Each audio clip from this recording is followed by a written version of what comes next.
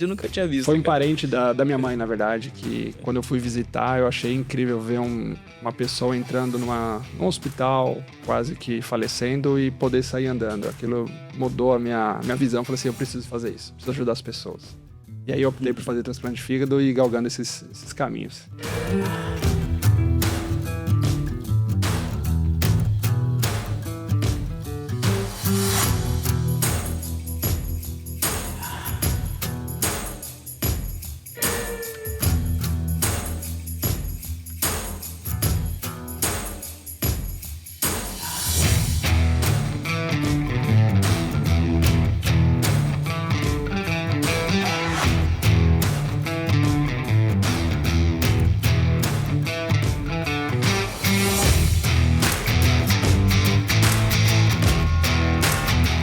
Senhoras e senhores, sejam muito bem-vindos a mais um Audazes Podcast. Podcast que traz aqui para nossa mesa as principais lideranças da saúde brasileira para encurtar seu caminho, para que você tenha acesso a insights, a lições, a aprendizados que você ainda não viu, você ainda não viveu e trazer para você sabedoria para sua rotina, para que você possa transformar a sua vida, a vida dos seus pacientes também. Eu sou Rômulo Rocha, médico, CEO da Mirai, uma das principais empresas de terceirização de médicos do Brasil e cofundador aqui do Audaz, junto com o Michael. Michael, meu amigo, seja muito bem-vindo. Obrigado, Rômulo, mais uma vez aqui nesse novo episódio, com um convidado, como sempre, muito bem selecionado, bem alinhado com os nossos valores, também com a nossa dinâmica, aquilo que a gente acredita para o futuro da saúde, dos negócios, da gestão e da liderança da saúde do Brasil. Tenho certeza que vai ser um episódio excepcional. Muito bem-vindo aí, muito bom estar com vocês. Maravilha. Senhoras e senhores, hoje eu tenho a honra de ter aqui conosco uma pessoa que eu, de fato, admiro muito, já conheço há vários anos, acompanhei a trajetória dele, a ascensão dele na gestão em saúde, que é o Fernando Pompeu. Pompeu, antes de passar a palavra para você, eu vou apresentar o currículo do Fernando, que é espetacular, tanto do ponto de vista de gestão quanto assistencial, né? O Fernando, ele é médico pela UMC, fez residência em gastrocirurgia e em transplante hepático e pancreático pela Escola Paulista de Medicina, tem mestrado e doutorado pela Unifesp, doutorado em transplante hepático, inclusive com sanduíche na França, o doutorado de sanduíche na França. Tem MBA em gestão em saúde pela FGV, é professor em gestão em saúde no Centro Universitário da Rede São Camilo e é diretor médico de práticas assistenciais do Hospital São Camilo, que é um dos principais redes hospitalares do Brasil, uma referência nacional em qualidade assistencial. Fernando, seja muito bem-vindo. Oi, Rômulo, muito obrigado pelo convite. Maicon, pelo convite. Para mim é uma honra estar presente aqui. Acho que vai ser um momento muito legal de trocas. Estou bem ansioso para poder compartilhar aqui as minhas experiências o máximo que eu puder. Maravilha, Fernando. A gente sempre começa aqui com as origens, né? Qual que é a origem do Fernando? Você vem de onde? Nasceu aqui em São Paulo? É de fora? É de família de médicos? Não é? Bom, eu nasci em São Paulo, uma família tradicional, 3 filhos, homens, eu sou o mais velho, não tenho ninguém que é médico na família. Eu lembro que aos 7 anos de vida, minha mãe já falava que eu queria ser médico, e num episódio de um parente próximo que fez um transplante de fígado, eu falei assim, quero fazer transplante de fígado. Uau. Passei minha adolescência inteira sabendo que eu ia ser médico, sabendo que eu ia ser cirurgião, e que eu ia fazer transplante de fígado, então isso foi algo que botou uma meta na minha vida. E acabou que eu consegui galgar esses espaços, eu consegui passar em medicina, fazer a cirurgia geral, fazer transplante de fígado, e participar de uma equipe bem importante de transplante de fígado em São Paulo, né, atrelado à Escola Paulista de Medicina. E aí eu cheguei ao ápice quando eu comecei a operar transplante de fígado, né, com esse grupo, então foi uma trajetória já sabida desde pequena. Cara, que incrível. Eu de fato, eu já tinha visto quem queria ser, já tinha definido até ser médico e a especialidade. Agora, a subespecialidade eu nunca tinha visto. Foi um parente da minha mãe, na verdade, que quando eu fui visitar, eu achei incrível ver uma pessoa entrando num hospital, quase que falecendo, e poder sair andando. Aquilo mudou a minha visão. Eu falei assim, eu preciso fazer isso, preciso ajudar as pessoas. E aí eu optei por fazer transplante de fígado e galgando esses caminhos. Perfeito. Como é que foi o processo de faculdade, residência? A faculdade foi difícil, porque é uma faculdade particular, uma família de classe média, então a gente teve bastante dificuldade para poder fazer pagamento das mensalidades, né? Então hoje tá muito mais faculdades no Brasil, né? E aquela época tinham menos faculdades, então foi difícil para minha família a gente conseguir pagar a faculdade, mas com a ajuda de todos, meus irmãos, todo mundo ajudou. E após a faculdade eu consegui passar na residência, fazer cirurgia geral e vim para São Paulo, na Unifesp, fazer minha especialização, né? A gastrocirurgia e o transplante de fígado. E na faculdade, aqui na Unifesp, eu já querendo estudar, fazer mestrado e doutorado, para poder dar aula, né? Eu comecei o doutorado em transplante de fígado lá na França. Consegui um estágio lá para fazer o doutorado sanduíche, um serviço de transplante de fígado lá na França. E passei 1 ano lá na França fazendo a minha tese de doutorado. Uma técnica onde a gente faz a bipartição do fígado adulto para um adulto, uma criança. E eu trouxe uma técnica lá da França para o Brasil. Que bacana, que bacana. Você, assim, eu olho o teu currículo e eu tenho a impressão de que o seu plano inicial era um plano mais acadêmico, assistencial.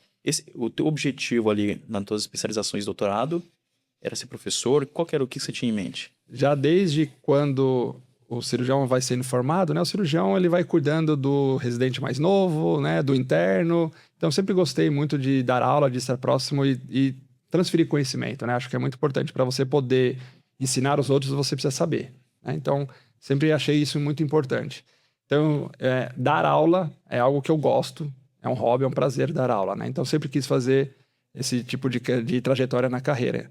E ao fazer o transplante de fígado associado com a pandemia, associado com o meu terceiro filho, eu olhei para a saúde e falei assim, opa, eu vou precisar fazer uma mudança, porque o transplante de fígado não é tão simples para uma família grande, né? Eu tenho 3 filhos. Uhum. E aí acabou que eu fiz uma opção e comecei a me enveredar para a carreira de gestão.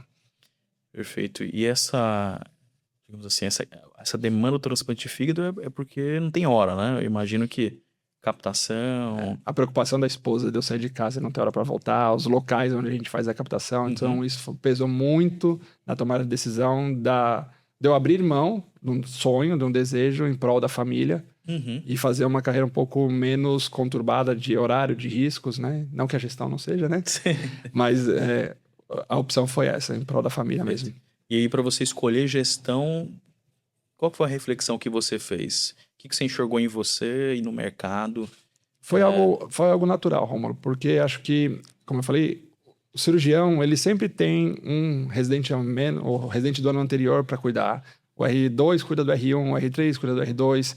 E na formação de transplante, eu sempre tive alguém que estava na minha equipe acima de mim me ensinando e abaixo de mim que eu ensinava. Então, já lidava ali com gestão. Eu cuidando de mim mesmo e dos meus pares. E eu gosto de pessoas.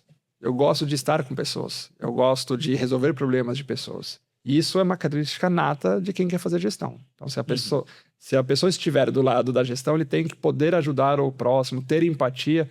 E essa transição foi natural até o momento que eu falei assim, preciso aprender mais sobre gestão para fazer gestão. Então, eu lembro que eu estava no hospital, sentado numa mesa, e era o meu primeiro dia como coordenador de um serviço de cirurgia. Eu olhei para o lado, olhei para o outro, eu tinha 31 anos. Todos os outros gestores eram acima de 50 anos, cabeça branca, todos formados na Escola Poli de Medicina. Eu falei, o que eu estou fazendo? Aí eu parei e comecei a estudar gestão.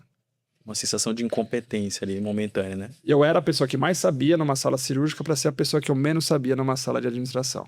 Então eu falei, eu preciso mudar isso. É importante, é importante a gente estar na sala com pessoas que sabem mais do que a gente. Exato. Vou explorar, Fernando, um aspecto importante que em pouco mais de 5 minutos ou menos de 10 minutos, eu perdi a conta de quantas vezes você mencionou a palavra família, apoio.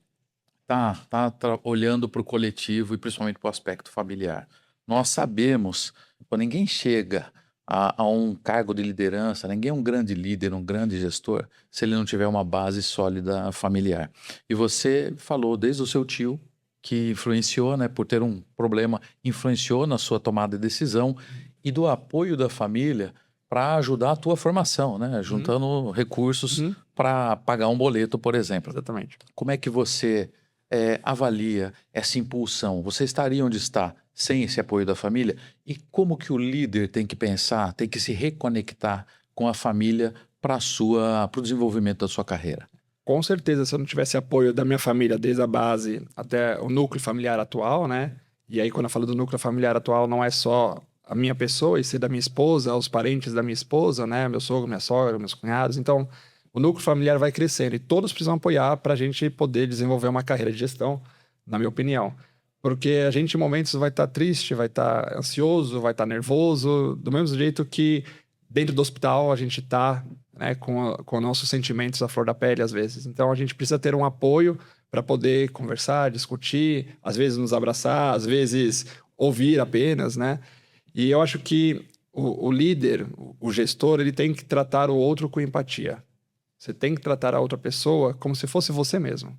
Você tem que tratar a pessoa que está conversando com você com uma escutativa, querer resolver realmente os problemas das pessoas, como se fosse alguém da sua família mesmo. Você não poderia fazer diferente se você não fizer aquilo que você gostaria que fizesse para você, então você não vai ser um bom líder. Então eu entendo que a gestão, a liderança passa pelo autoconhecimento. Então eu preciso saber quem eu sou, o que eu estou sentindo, o que é o momento, como é que eu vou resolver aquele problema, sou capaz de resolver aquele problema, preciso pedir ajuda para alguém para resolver aquele problema, preciso ter empatia para que a pessoa que esteja sentada na minha frente traga o problema e eu ajude a resolver. Planejar, eu preciso planejar, então eu preciso pensar que eu quero daqui a 3, a 5, a 8 anos, então planejar o hospital, planejar a carreira. Então a gente precisa ter apoio, porque ninguém faz nada sozinho. Então, acho que isso é importante. Eu vejo que você tem gana, fome de vencer, né? Deve ser alguém assim, muito competitivo, muito disciplinado, corre atrás do que quer e fala muito de ajudar pessoas. Você entende que essa infância, a forma como você foi criado, o ambiente, te deu, o que você assistiu com seu tio, foi o que te deu esse viés de pessoas? Com certeza a influência da minha mãe, que... Perdão, nós podemos falar também que isso está mais ligado a um dom, alguma coisa assim. Eu não acho que é dom, é treinamento. É treinamento. O dom nada mais é do que uma habilidade que você treina. Aí você desenvolve o dom. Então acho que sim, acho que a minha mãe me apoiou muito, né? Sempre acreditou em mim, me deu respaldo para as decisões e até para quando dava errado, né? Então eu não passei na faculdade de primeira, precisei fazer cursinho. Então não foi fácil, né? Então, sempre tive apoio para que eu alcançasse meus objetivos e confiasse que ia dar certo, né? Então, desde sempre é isso que eu tento passar hoje para meus filhos, para minhas filhas, né? Que tá tudo bem errar, tá tudo bem derrapar, tá tudo bem não tirar uma nota boa. A gente vai lá, recupera, respira fundo, trabalha, estuda, que vai dar certo. Acho que não se precisa se preocupar em fazer errado. Precisa se preocupar em fazer o seu melhor. E resiliência, né? Resiliência. Senso de excelência. Essa palavra. Maravilha. Fernando, você mencionou que você teve a oportunidade de coordenação de uma equipe de cirurgia, ainda meio gestor, meio assistência, né? Muito ligado à operação, muito jovem, 31 anos, muita responsabilidade numa sala cheia de seniors, né? De pessoas muito mais, com mais estrada, né? Do que você. O que você acredita que enxergaram em você para você ter essa oportunidade? Olha, quem me deu essa oportunidade foi um cirurgião que já me conhecia desde quando eu era aluno da faculdade. E ele falou assim, ó, pode ir lá que eu te dou carta branca. Você vai ter o meu apoio. Então, o fato de eu ter uma pessoa do meu lado que me apoiava, que confiava em mim, me deu a coragem. Mas talvez o que viram em mim, talvez seja o ser humano ser um eterno insatisfeito. Eu sempre falo que nós somos eternos insatisfeitos. Então, a gente olhar um problema e querer resolver. Olhar uma situação e tentar extrair o melhor dessa situação. Então, mesmo que o problema não seja comigo, eu preciso entender aquela situação e falar assim, olha, você está com um problema, posso te ajudar? Então, talvez esse meu perfil, talvez tenha sido o fator que foi feito o convite para eu virar um gestor aos 30 anos. Essa proatividade, né? E senso de resolver problemas, urgência. Sensacional. Qual foram os seus outros passos dentro da gestão, depois dessa primeira experiência? Obviamente que eu tive que correr atrás de um MBA para poder, para o médico, né? Nós médicos temos pouco contato com gestão, com empreendedorismo, com liderança dentro da faculdade de uma forma pragmática, né? Então eu precisei recorrer a um MBA, acho que isso aí também foi um divisor de águas, eu poder estudar, olhar e falar assim, pô, tô fazendo um MBA, algo de executivo, né? Me entender como um executivo. Então o primeiro passo foi fazer um MBA, e eu não paro de estudar, estou já na terceira pós-graduação, então assim, eu gosto de estudar. E eu acho que os passos que eu fui dando, os passos que foram dados, foi através de liderança e formação de equipe. Acho que esse aí foi o caminho que eu consegui trilhar, que eu acho que está dando certo. Maravilha, maravilha. E você, em seguida, depois dessa função de coordenadora, qual foi a tua próxima Você foi ser gerente médico? Como é que começou a tua trajetória no São Camilo? Em 2021 eu comecei no São Camilo Ipiranga como coordenador médico, né? No meu primeiro mês eu já tive o convite para virar gerente daquela unidade. E ao fim do ano de 2021 eu fui convidado para ir para a unidade de Pompeia, para virar gerente da unidade de Pompeia. Então fiquei como gerente médico da unidade de Pompeia de 22 até julho de 2023, quando eu fui convidado para virar diretor médico e de práticas assistenciais da Rede São Camilo de São Paulo.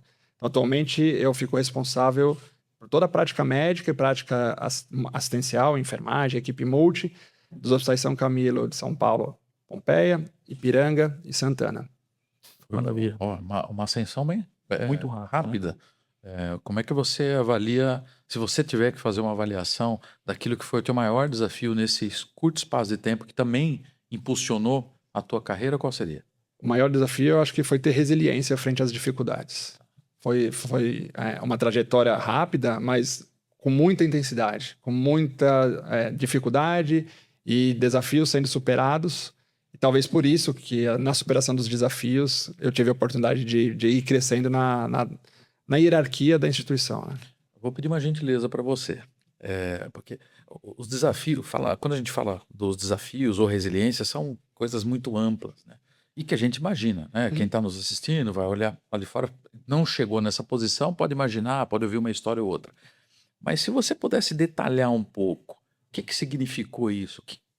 Quais foram os maiores desafios? Era um problema de contratação de pessoas? Era um turnover alto? Era um problema de fluxo de caixa? Enfim, aquilo que você se deparou e até que talvez em algum momento você falou, pô, isso aqui não vai dar, isso aqui não é para mim, isso aqui eu não vou superar. Aconteceu isso?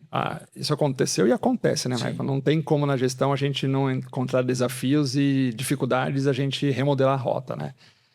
Vou dar um exemplo. Eu cheguei em 2021 na Rede São Camilo e pelo fato de eu fazer transplante, a época quando eu estava fazendo transplante, eu recebi um projeto de elaborar um serviço de transplante de fígado na rede de hospitais São Camilo de São Paulo. O projeto já tinha sido começado, já tinham sido pessoas envolvidas e eu entrei para ser o líder do projeto.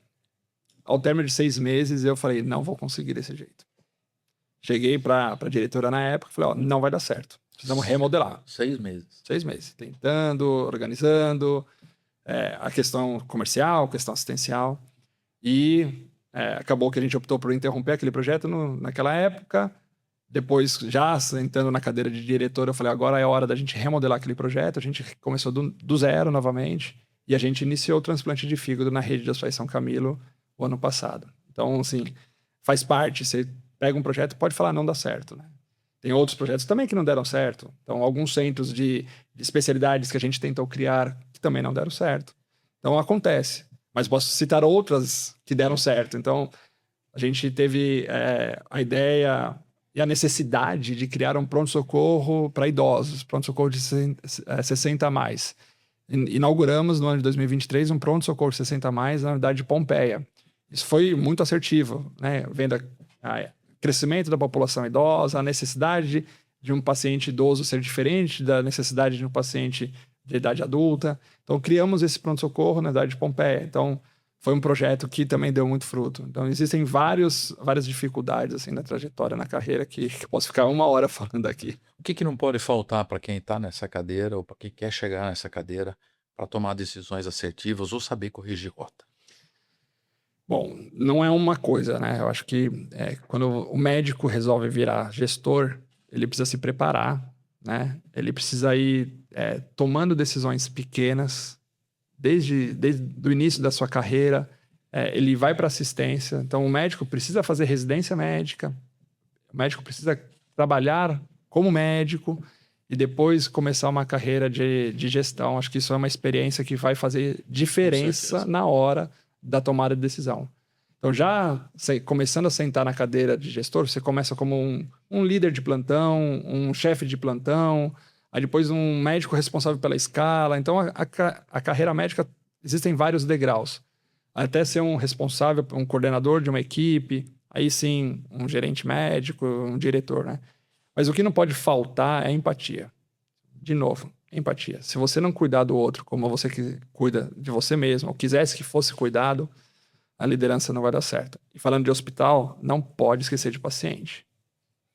não pode esquecer do paciente. Sempre tem que pensar no paciente. Muito bom, Fernando. Deixa eu emendar uma pergunta rápido. O nível de preparo, realmente preparo é importante. Aliás, o Bernardinho gosta da frase que ele diz, que a vontade de se preparar tem que ser maior do que a vontade de vencer, né? Lógico. Como é que você avalia a saúde no Brasil, o preparo do líder e do gestor na saúde no Brasil? Acho que tem um espaço muito grande ainda para um crescimento. Os gestores atuais que estão hoje na liderança, a gente precisa desenvolver mais gestores, médicos que desejam fazer gestão.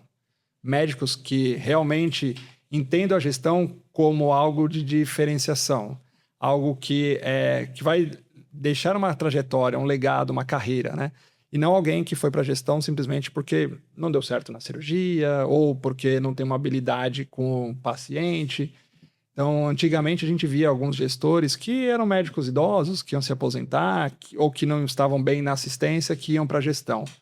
Mas isso não dá mais certo. Esse perfil de gestor não dá certo. Acho que o perfil do gestor médico é aquela pessoa que quer se desenvolver, quer cuidar do próximo, que tem empatia e que realmente entenda de todas as áreas. Ele precisa entender da área assistencial, da área financeira, da área administrativa. O médico vai precisar entender de uma DRE, o médico vai precisar entender de custos, o médico vai precisar entender de indicadores financeiros, um EBITDA. Então, assim, o médico, o gestor, ele precisa se desenvolver. Espetacular. Falando em desenvolvimento de médicos gestores, o Brasil é extremamente carente, né? O mundo está carente de líderes, a saúde também tem uma grande carência de líderes, né? E grande parte do teu papel... Perdoa. Aliás, eu tô pensando, o Audazes nasceu para isso, né? Exato. Nasceu com esse gap, esse sentimento, né? Sim, exatamente. Por a dificuldade de ver bons líderes na saúde. É evidente que tem as estrelas, você é uma delas, mas quando a gente olha para o Brasil, realmente tem uma grande carência de líderes competentes, especialmente, como você falou, que tiveram um preparo específico para serem gestores. Não é o cirurgião apenas que fala mais grosso, sabe mandar, e aí vira um líder. Isso pode até ser o motivo dele mudar de cadeira, mas não o único preparo dele. Ele vai ter que ter uma trajetória de preparação, né? E hoje você certamente lidera líderes hospitalares. Com Você certeza. faz o teu tempo, provavelmente, liderando diretores, gerentes hospitalares, né? Então, a pergunta que eu queria te fazer é como que você escolhe os seus líderes e desenvolve eles ao longo do tempo? Como é que você contribui para essa maturação? Primeiro que você olha neles, poxa, esse cara é bom, essa mulher é boa, quero que tá pronto para o desafio, e como que você agrega valor na vida deles para que eles sejam melhores? Poxa, vamos lá, acho que a gente tem que ter... Eu busco o perfil de personalidades de alta performance. Pessoas que vão entregar mais que a meta. Pessoas que vão se incomodar de um problema que não está sendo resolvido. E isso você não consegue achar numa entrevista de 1 hora de emprego. Não é assim. Você precisa conhecer o liderado e desenvolver. Tá? O desenvolvimento tem que ser tripartido. Então, a pessoa querer ser desenvolvida, o hospital querer desenvolver seus líderes, isso é muito importante. E o chefe, o líder, o que está acima, o comprometimento desse desenvolvimento. Então, precisa ter muito feedback, muita troca, e eu preciso estar aberto a receber feedbacks. Quando eu dou, eu preciso receber também. Então, isso no 1 a 1 é muito importante. E o desenvolvimento pessoal passa por várias etapas. Desenvolvimento pessoal, desenvolvimento espiritual, desenvolvimento intelectual. Então, todas essas grandes áreas, os líderes precisam desenvolver. E eu entendo que a liderança, ela precisa desdobrar os conhecimentos para a ponta.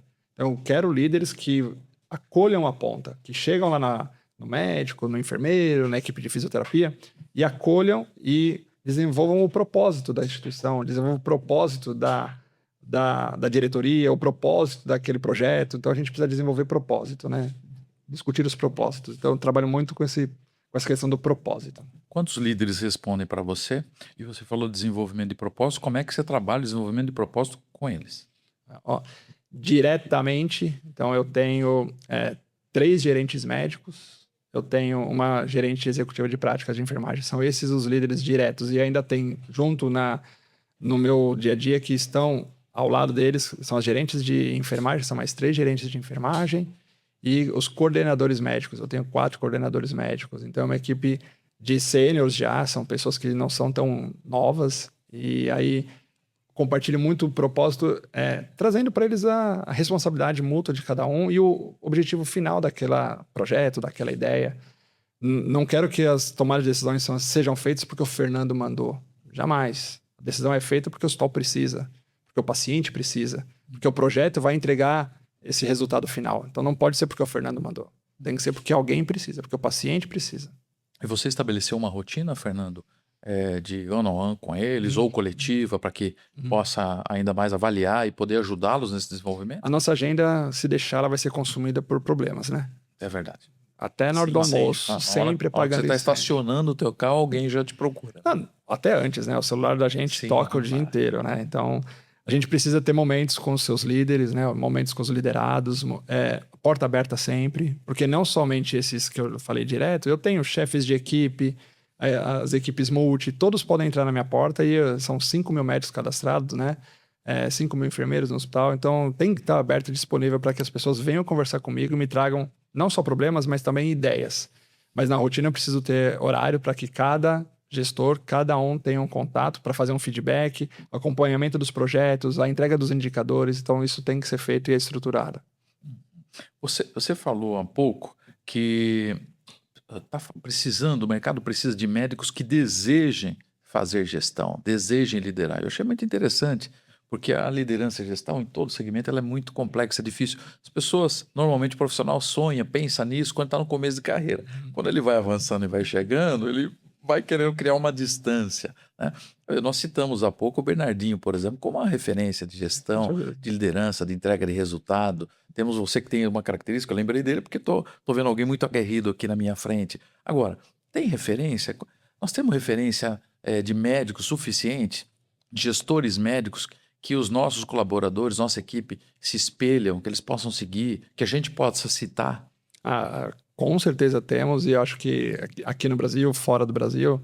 Então, a primeira pessoa que eu, Fernando, tive como referência chama um cirurgião chamado Otávio Monteiro Becker Jr., que foi um cirurgião que me pegou na mão e falou assim, eu vou te ensinar a operar.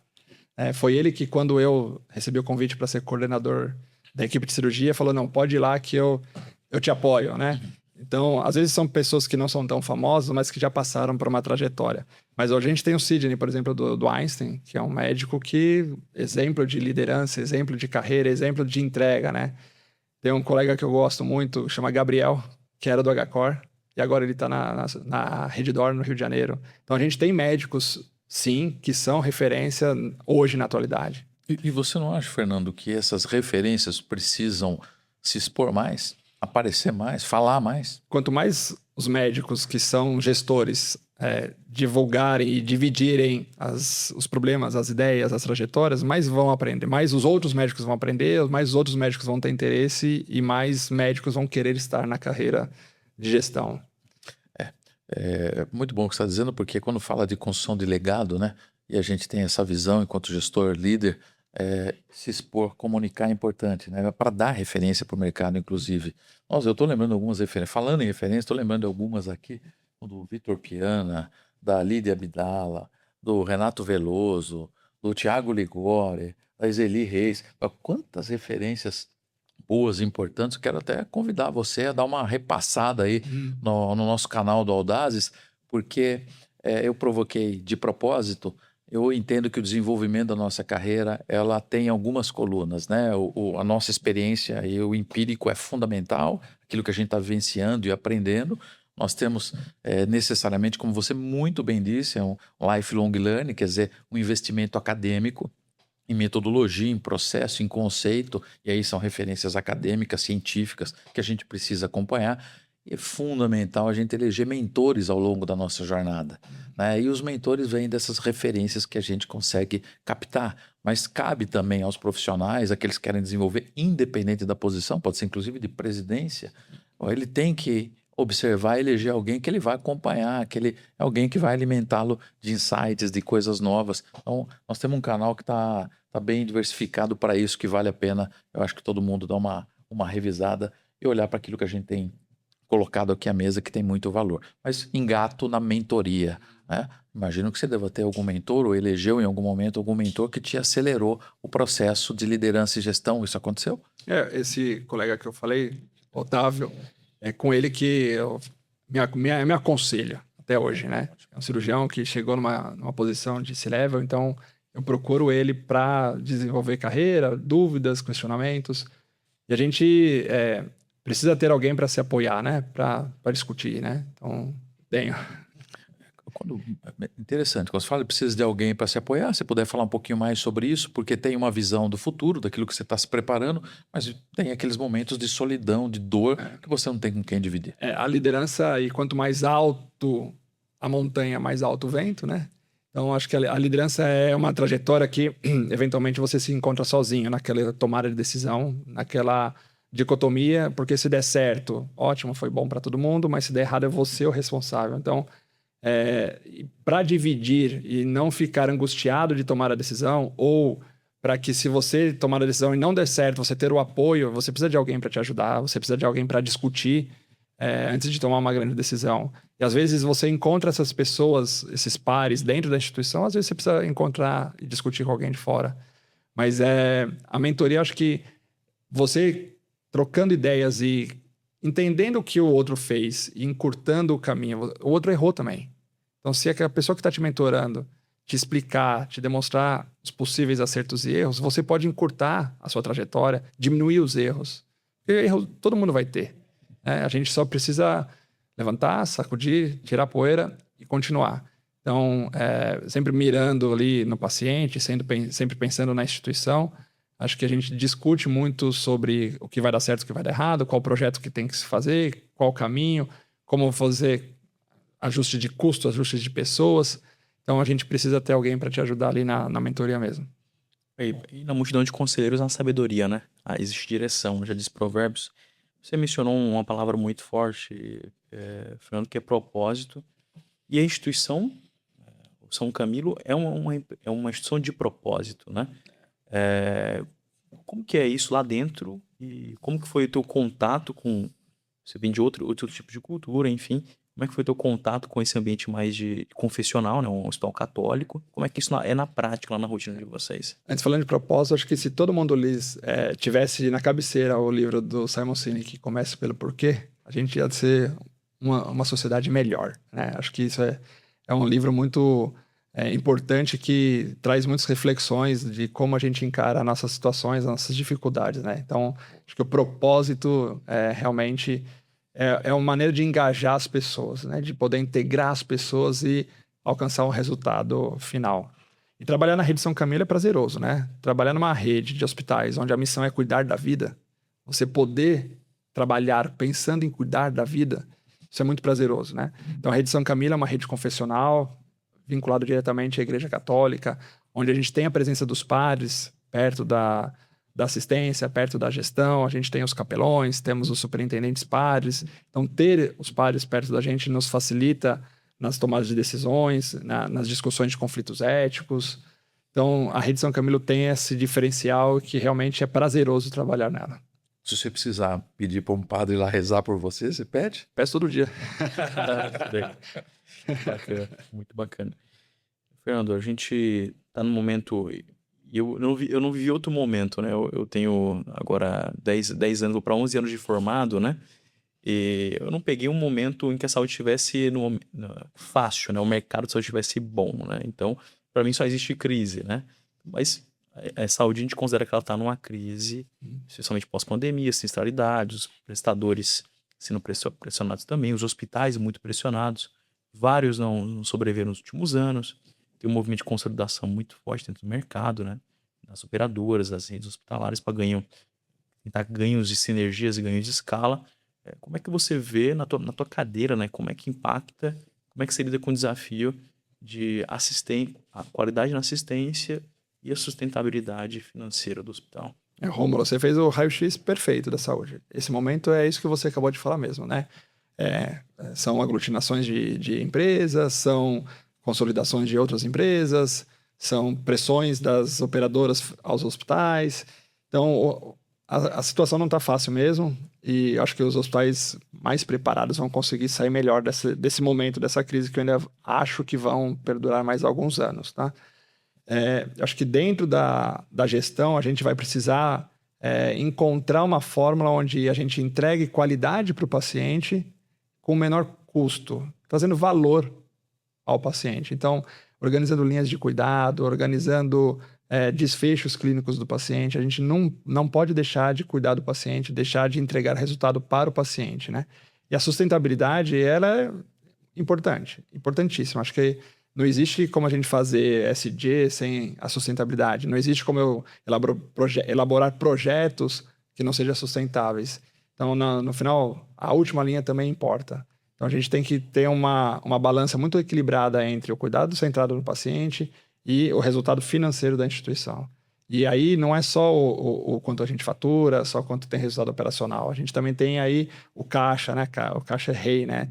E aí tem o envolvimento das operadoras. Então, a gente precisa trazer as operadoras para uma parceria, né? Então, eu acho muito importante entender a dor da operadora para que as operadoras consigam fazer uma parceria conosco e entregar o melhor resultado para os pacientes da operadora.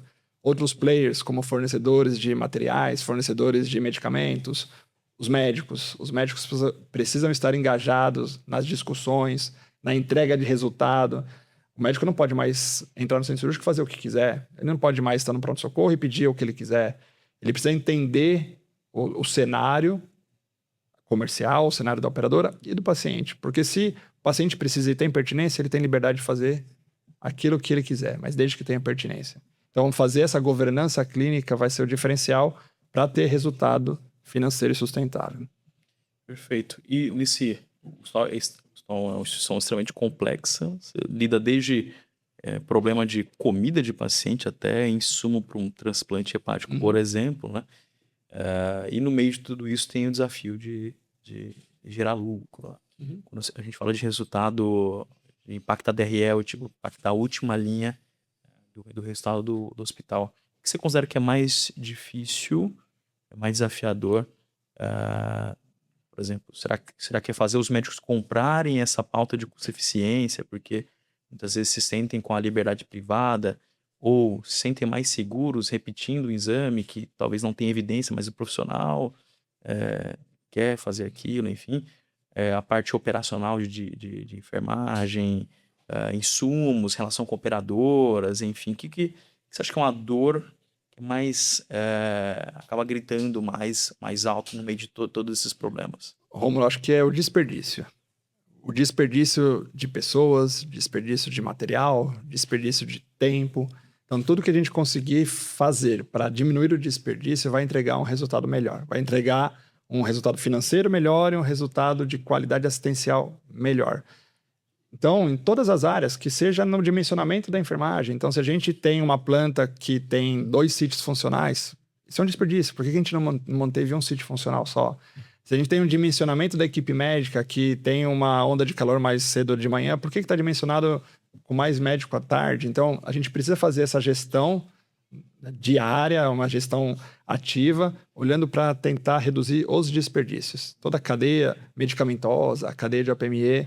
Então, sempre tentando reduzir os desperdícios, eu entendo que entreguem um melhor resultado. Perfeito. Isso exige mudança de comportamento, né? Porque eu sempre falo, né, quando eu converso com gestores, né, na hora de terceirizar médicos para o pronto-socorro, que é um desafio o custo na saúde é gerado pela BIC do médico, né? É o prescritor. E a qualidade de eficiência do sistema de saúde depende muito da qualidade das decisões médicas também.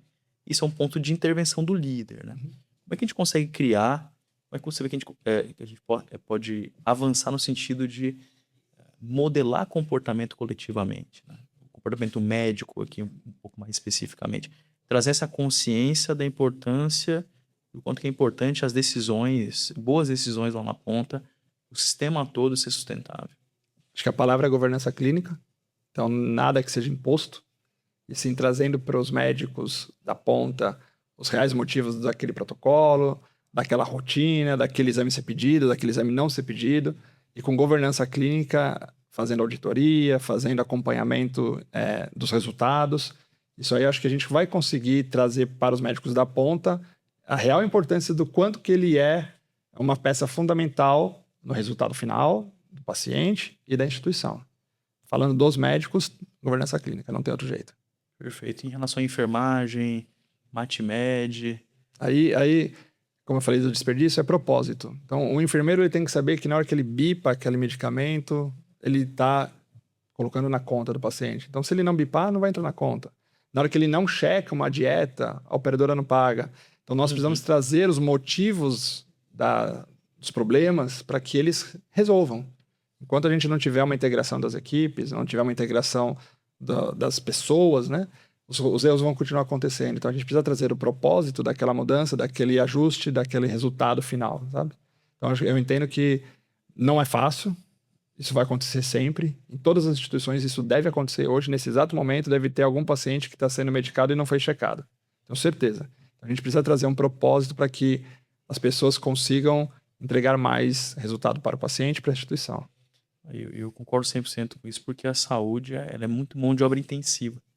Então, gestão de desempenho, né, é gestão de pessoas na saúde, praticamente, né, comportamento humano. E realmente a ideia de proposta, a comunicação com times faz uma extrema diferença. Quero partir aqui para um outro tópico, Fernando. Eu sei que você é lutador faixa preta, né? Então, eventualmente, alguém quiser ficar bravo com você no hospital ali, tem que pensar 2 vezes, né? Pelo contrário. Pode ficar, porque eu não brigo, né? Se eu for lutar, eu vou lutar no tatame. Brigar, Muito jamais. Eu realmente sou faixa preta de jiu-jitsu. Há 15 anos eu treino jiu-jitsu. Há 6 anos eu sou faixa preta de jiu-jitsu. Agradecer ao meu mestre, Alexandre Nielsen, que me pegou na mão desde faixa branca. Ao Maurício, que é outro mestre que me pegou na mão. Então, assim, me desenvolveram como pessoas também no tatame. Porque o jiu-jitsu não faz nenhuma diferença com a liderança, nenhuma diferença com a liderança médica. O jiu-jitsu, o tatame, me ensinou muito para entregar na minha carreira de gestão. Então, muito que eu aprendi no tatame, eu exerço dentro da minha carreira como líder e gestor médico. Então eu vou te colocar numa sinuca de bico, acho, não sei, você deve ter uma resposta para isso. Você falou muito de empatia aqui. Como é que é a empatia no tatame que você está com o adversário? Acho que a empatia é uma das características do lutador de jiu-jitsu, porque ninguém chega lá sabendo nada. Todo mundo chega como faixa branca. A faixa mais difícil de se conquistar no jiu-jitsu é a faixa branca. Eu demorei 30 anos para conquistar a faixa branca. Foi o dia que eu peguei minha faixa branca. Então, a gente se desenvolve e cresce dentro da academia com o apoio do outro. Quando eu perco para o meu amigo, eu preciso melhorar. Mas eu não perco para ele. Eu perco para mim. Eu que não sei fazer aquele golpe, eu que não soube fazer aquela defesa, eu que não consegui finalizar o meu amigo. Então, eu preciso que a pessoa que esteja comigo, o meu colega de treino, ele se desenvolva também. Então, nós dois precisamos se desenvolver juntos. É um crescimento contínuo e junto. Então, se eu não pensar em ensinar o meu colega, não pensar em corrigir os erros dele, eu também não cresço. Então, acho que a empatia no tatame é importantíssima. Envolve também o princípio da gestão, que é crescimento pela dor também, né? Treinamento, né? Eu falo que eu escolho muitas vezes estar numa situação de desconforto, né? O jiu-jitsu é realmente uma situação de desconforto. Eu treino estar nessa situação de desconforto. Tem um faixa preta chamado Fábio Gurgel, líder de uma academia em São Paulo. Ele tem um livro maravilhoso e fala muito do conforto na zona de desconforto. Então, é importante, a gente treina resiliência. Ok, eu fui finalizado, vou respirar, vou trabalhar, vou entender, vou treinar para não ser finalizado novamente. Então, acontece, né? Apesar de eu ser faixa preta, dentro do tatame... Tem outros faixa preta também. E nem isso, Rômulo. Acho que não existe hierarquia dentro do tatame. Se você é médico, se você é diretor, CEO, ou se você está estudando, se você tem uma carreira de TI, não interessa se você é alto, se é baixo, se é gordo, se você é magro, a cor da sua pele. Amarrou a faixa, meu amigo, você pode ganhar ou perder. Não tem essa. Então, assim, é muito democrático estar no tatame. Então, você pode ganhar ou perder faixa branca, faixa azul, faixa roxa, faixa marrom, tanto faz. O que essa experiência da luta você conseguiu aproveitar na sua estilo de liderança? Vários comportamentos, acho que várias personalidades, né? Então, a resiliência, eu acho que é uma palavra muito importante que o jiu-jitsu me desenvolveu e eu consigo usar hoje na minha carreira como gestor médico. A humildade, não que eu seja humilde, mas a gente precisa saber perder, saber ganhar, precisa ter humildade dentro do tatame, né? O momento de cumprimentar, o momento de respeitar o colega. Então, acho que a humildade é uma característica que a gente aprende e desenvolve dentro do... Não subestimar ninguém, né? Exato, porque pessoa pode ser mais forte ou mais fraca, ela pode ganhar de você. Não é porque eu tô com uma faixa preta na cintura que eu sei tudo. Pelo contrário. Tô aprendendo. Tem muitos outros colegas que sabem mais que eu dentro do tatame, muitos outros. Não são adversários, são parceiros de treino. Ele não é meu inimigo porque ele tá treinando comigo, pelo contrário, ele é meu parceiro de treino. Em campeonato, ele é meu adversário, mas acabou aqueles 10 minutos de luta, ele é meu amigo, meu parceiro de treino. Então isso eu trago muito também para gestão. E é o que eu falei, não importa o seu status. Dentro do tatame, você é só mais um. Isso me tira da zona de conforto e me faz sempre querer voltar, treinar. Mesma coisa nos problemas do hospital. Me tiram da zona de conforto, a gente resolve e a gente faz voltar, trabalhar, apoio da equipe. A disciplina, com certeza, também é algo que deve te apoiar muito aí o esporte, né? Sim. E você acredita que praticar um esporte, seja o jiu-jitsu ou algum outro, ajuda muito o líder em alguns aspectos que você disse e na disciplina? Porque o nosso cenário, lendo lá o que o Rômulo disse há pouco, nosso cenário é complexo. Nós também temos um alto grau de ansiedade no Brasil, né? Então a gente não tem esse viés de organização e disciplina com muita facilidade. Eu imagino que isso é uma grande contribuição. Michael, eu acho que o jiu-jitsu é minha válvula de escape, né? Eu não faço terapia, mas lá ele é terapêutico. Ele é isso. E qualquer esporte, ele pode ser visto como uma válvula de escape. O líder, ele precisa ter o autoconhecimento, a autorregulação, ele precisa entender que a saúde é muito mais que o bem-estar físico, mental, social, espiritual. Ele precisa ter todas essas dimensões equilibradas para poder fazer uma boa liderança. Então, se eu não tiver calmo, como é que eu vou passar calma para minha equipe? Se eu estiver estressado, a minha equipe vai me ver estressado e vai estar estressada. Então, um gerente de enfermagem esse mês falou para mim, poxa, doutor, mas o senhor é estressado? Eu falei assim, eu sou. Só que eu treino jiu-jitsu. Quando eu tô estressado, eu vou lá e bato no meu amiguinho, ou apanho do meu amiguinho. Eu treino jiu-jitsu, eu extravaso lá. E aí, dentro do hospital, eu preciso estar calmo e sereno para que as pessoas olhem para mim, eu esteja sereno e tragam para mim a ansiedade delas para acalmá-las. E aí eu acho que qualquer esporte pode ajudar. E faço um convite para que todos pisem no tatame um dia e vão ver o quão maravilhoso é treinar jiu-jitsu. Quem sabe fica o convite aí para você arrumar uma programação para nós. Pode a gente fazer um desafio no tatame, chama alguns convidados e vamos gravar lá como é que é essa experiência. Tenho diversos colegas médicos que são lutadores de jiu-jitsu, faixa preta de jiu-jitsu, campeões brasileiros de jiu-jitsu, que são médicos diversos. Não é um só, não tá? Eu tô falando sério, tá? Podemos marcar. O desafio tá aí pra gente tentar fazer uma experiência. Tô me lembrando de um diretor, Cláudio Zattar, um querido amigo e uma referência no mercado, presidente da Unidas, né? Foi presidente até recentemente. E o que mais me marca na trajetória dele é ver uma foto dele, que eu acredito que seja judô no caso dele, ele lá, faixa preta, lutando já depois de 30 anos, e ele dizia no texto que ao longo da jornada o que ele não deixou, né, o que ano a ano eles fazem, além do treinamento frequente, é encontrar os seus colegas de 30 anos atrás para esses encontros de lutas, de entrega nessa disciplina. É fenomenal, né? Não, a gente organiza. Já tem aqui na cabeça o modelo, quem, aonde. É sério, aí fica a nossa promessa aqui. Vamos ver como é que nós vamos desenrolar isso. Próximos Dá pra meses. vender ingresso disso aí. Eu acho que a gente tem que fazer realmente para as pessoas entenderem. Legal, né? E não precisa ser jiu-jitsu, né? Eu falo muito do jiu-jitsu porque é a minha vida, né? Meus filhos fazem, minhas filhas. Eu tenho 2 meninas gêmeas de 11 anos que lutam jiu-jitsu, são faixa laranja de jiu-jitsu. Um menino de 4 anos que vai fazer 5, faixa cinza e branca de jiu-jitsu. Eu dou aula para eles. Então, além de eu ser professor da faculdade, onde eu ensino gestão, porque eu espero que algum médico lá seja picado pela mosca da gestão, né? Eu dou aula para meus filhos e falo assim, vocês vão aprender jiu-jitsu, vão aprender autoconfiança, defesa pessoal e uma personalidade diferenciada para quem faz jiu-jitsu.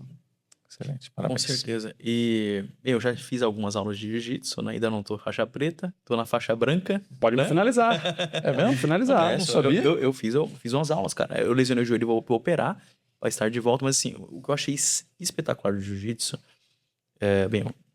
eu faço crossfit e faço jiu-jitsu também. Óbvio, tô afastado, mas Cara, o quanto que se constrói relacionamentos. O tatame é incrível, cara. Até pelo contato físico, né? Você tá lá tentando arrancar a cabeça do cara, tá tomando uma chave tá tomando um armlock, tomando uma finalização, mas tem uma construção muito forte de relacionamento, cara. Eu treino dentro da minha igreja, né? Num sábado, tem um dos membros é professor, é faixa preta. E coincidentemente, na verdade, zero coincidência, né? As pessoas que eu acabei me aproximando mais da igreja eram as pessoas do jiu-jitsu. Rômulo, eu falo assim que o tatame entrega caráter. Como é que você vai treinar com uma pessoa que, como você falou, quer arrancar sua cabeça e vai me machucar? Então, a pessoa que está do meu lado sabe que eu sou médico, sabe que eu tenho uma profissão. Eu entendo que a pessoa do outro lado lá tem uma família. Eu não preciso machucar ninguém precisa me machucar. Eventualmente acontece. Mas o jiu-jitsu entrega o caráter da pessoa. E aí, quando você tá ali, realmente, no momento de dificuldade, né, desistindo da luta, você começa a ter um relacionamento, uma aproximação das pessoas, e você realmente entrega um longo prazo, uma relação de longo prazo com todos que estão ali dentro do tatame e em qualquer academia. Onde você vai, fala que é faixa preta de jiu-jitsu, ou fala que treina jiu-jitsu. É uma cultura. É uma cultura, né? Esse modo do caráter mesmo, cara. Moda coragem. Várias qualidades de gestão, de fato, são moldadas ali pela luta, né? Luta de forma geral.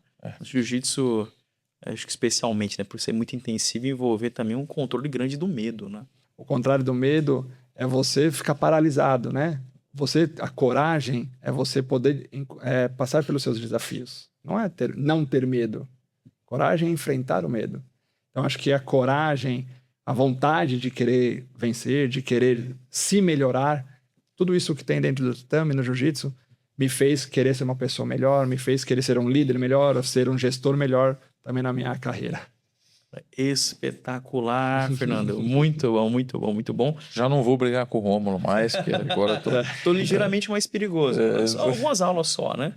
Algumas aulas só, mas sabe que o lutador mais bravo é o que acabou de começar, né? O faixa branca 1 grau. Esse é um problema. Esse é o meu brigador, né? Maravilha, Fernando. A gente vai caminhando para o final. Eu vou abrir aqui para as considerações finais, tanto do Michael quanto suas, né? A gente sempre fala aqui do que a gente aprendeu nesse episódio. E na sua vez, eu queria que você falasse pra gente o que você considera que foi o principal erro que você cometeu na carreira. Não precisa ser uma situação específica, mas um tipo de erro para que o nosso futuro gestor eventualmente evite isso, né? Encurte o caminho dele também, né? Tropece menos que a gente. Qual foi o seu maior, você considera o seu maior acerto na sua carreira para chegar onde você está hoje, tá bom? Vou pedir pro Michael começar, depois você. Fernando, obrigado pelo seu tempo, pela aula. Imagina. Pela inspiração que você transmitiu para nós aqui. A gente com certeza sai daqui diferente hoje. Eu tenho certeza que quem nos ouvir também vai sair inspirado a ser melhor, a se confrontar, a sair de zona de conforto ou encontrar lugares que possam fazer isso, a se preparar mais, a dar mais valor para a família. Quer dizer, todos os inputs que você deu aqui e que vai demonstrando, Rômulo, que ninguém chega a uma posição que é uma cadeira que é tão pouco ocupada, que é a da liderança, né, numa direção, um gestor, um líder. Não dá para chegar a uma cadeira dessa sem uma integralidade naquilo que faz, né? Alguém que tem um olhar para a família, alguém que tem um olhar para a sua disciplina, para a saúde física, mental, espiritual. E a gente está vendo aqui no relato da vida e da experiência do Fernando essas características, e isso para nós é muito inspirador, é muito bom. Mas uma coisa me chamou a atenção aqui, eu quero destacar bastante, né? Porque a minha área é comercial originalmente, sempre foi, né? Desde pequenininho eu vendia geladinho lá para a família, eu gosto disso. Então eu gostei que logo no começo você falou de meta, mas eu não deu tempo nem de explorar a meta, e você falou uma frase que quando você está observando, contratando, você tenta identificar pessoas que vão entregar mais do que a meta. Eu acho que aqui tem uma dica de ouro preciosa, porque nós temos a tendência, eu passo por isso, a mão de obra é difícil, é um grande desafio. Encontrar pessoas com nível de competência que a gente precisa para os desafios que a gente tem não é uma tarefa simples e não está sobrando no mercado. E de certa forma, muitas vezes a gente acaba, Rômulo, cometendo um sério erro de aceitar a mediocridade. A gente começa a aceitar um profissional que não tem opção, vai esse mesmo. A falta de opção a gente traz para o time que está jogando um campeonato. Então, eu acho que tem uma dica de ouro aqui para você, gestor, para nós, para o nosso dia a dia. Pô, se eu quero contratar alguém para vencer, tem que ser alguém vencedor. E de preferência, alguém que queira, possa, seja capaz, ou no mínimo deseje, demonstre um desejo de entregar mais do que aquilo que está sendo proposto a ele. Parabéns, Fernando. Parabéns pela tua carreira, pela pessoa de valor que você é. E certamente a gente sai daqui com esses inputs valiosos. Maravilha. Fernando? Bom, Michael, obrigado pelas palavras. Foi um prazer estar aqui com vocês conversando. Eu acho que talvez Rômulo me perguntou meu maior desafio, né? Talvez meu maior erro. Teve uma passagem na minha vida assim que onde hoje, olhando para trás, eu acho que eu cometi um erro achando que eu estava preparado para uma situação e não estava. Então, teve um momento da minha jornada ali na minha equipe onde eu falei assim, eu quero fazer isso que vai dar certo. Não deu. Então, e a pessoa que estava do meu lado, ela teve o discernimento de falar para mim que não ia dar certo, aí eu acabei confrontando ela. Não deu certo. Então, ouvir mais as pessoas e pé no chão. Né? Acho que se alguém falando para você, calma, vamos fazer desse jeito, vamos fazer daquele jeito, entenda, né? Tira um pouco daquela vontade, ímpeto, né? Então, é melhor ter pessoas que você segure do que você tem que empurrar.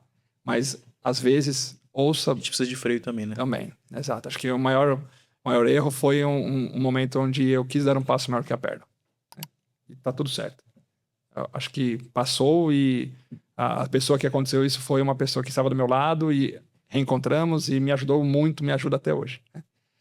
E acho que a maior assertividade é estar na Rede São Camilo.